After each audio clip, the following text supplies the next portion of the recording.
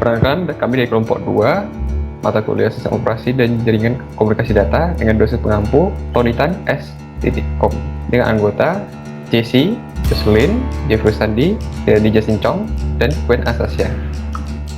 Pembagian tugas berupa JC dengan physical layer, Jocelyn menjelaskan network layer, editor dari video, dan membuat PowerPoint. Saya, Jeffrey, membuat topologi, opening, dan closing. Gwen menjelaskan data link layer, dan Riyadi menjelaskan transport layer. Di dalam OSI model, physical layer merupakan susunan utama. Sesuai dengan namanya, physical layer berarti lapisan yang berhubungan dengan fisik yang berfungsi untuk mendefinisikan media transmisi jaringan, metode pensinyalan, sinkronisasi bit, arsitektur jaringan seperti halnya Ethernet atau token ring, topologi jaringan, dan juga pengabelan. Nah, contoh di sini adalah merancang 5 PC, 3 laptop, 1 access point, 1 router, 2 switch, 1 server HTTP dan 1 server TFTP. Untuk menggabungkannya dapat menggunakan kabel copper straight through. Kemudian USB port pada laptop perlu diakses LAN. Kemudian setelah di-set sudah dapat mengirim data secara wireless. Lapisan data link adalah lapisan kedua dari 7 lapis jaringan komputer dari model OSI. Lapisan ini adalah lapisan protokol yang mentransfer data antar node pada network segment across the physical layer.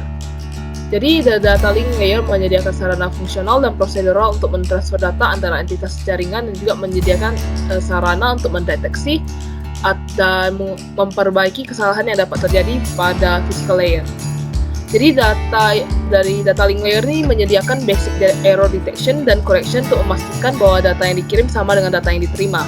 Jika terjadi kesalahan, tidak dapat diperbaiki, maka standar data link harus menentukan bagaimana node diberitahu tentang kesalahan sehingga dapat mengirim ulang data. Lapisan data link itu berkaitan dengan pengiriman local frame antar node pada level jaringan yang sama. Dan data link untuk sebutan unit data protokol ini tidak melewati batas jaringan area lokal. Perutuan antara jaringan dan pengelamatan global adalah fungsi lapisan yang lebih tinggi.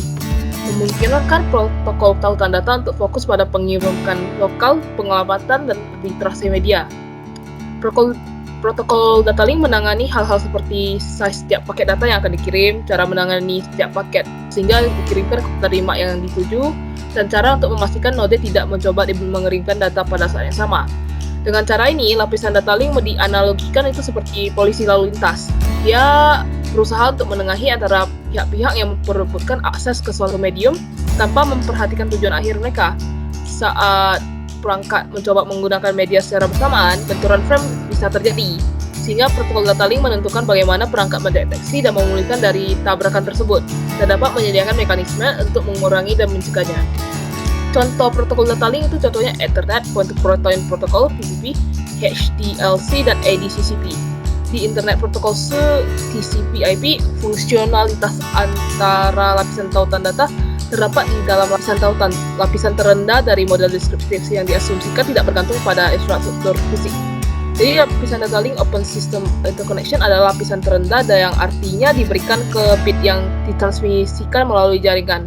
Protokol data link menangani hal-hal seperti ukuran setiap paket data yang akan dikirim tadi, dan cara menangani setiap paket itu sehingga dapat dikirimkan ke penerima yang tuju dan memastikan kode tidak mencoba mengirimkan data pada saat yang sama. Itu fungsi-fungsi dari data link layer.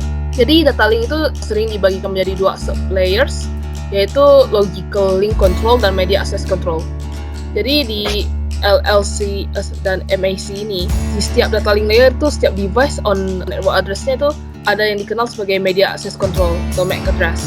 Jadi address ini biasanya itu hardwired into every network device dari manufacturer-nya sendiri. Jadi MAC address atau media access control ini itu unik.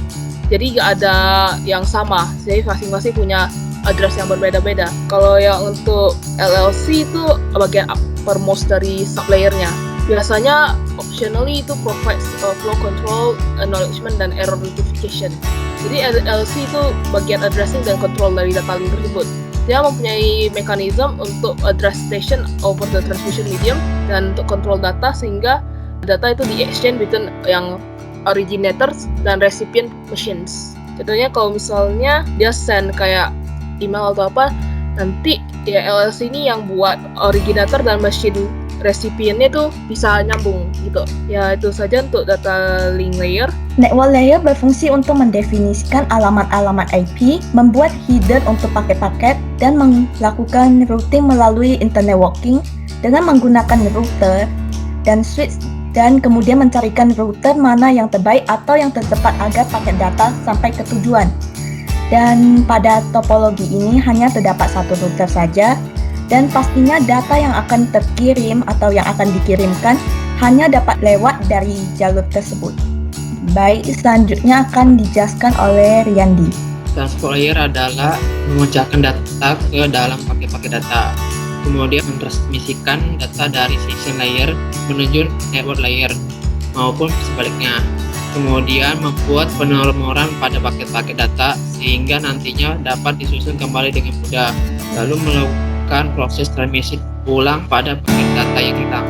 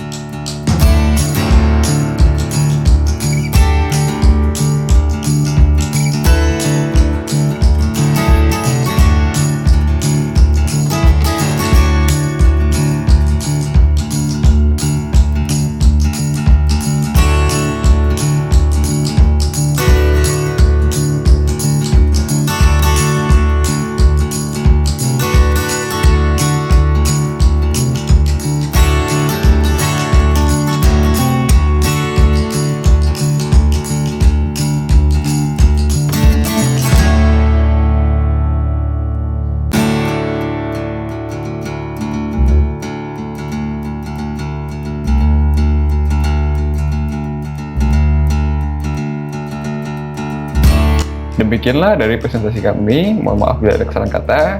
Terima kasih dan sampai jumpa.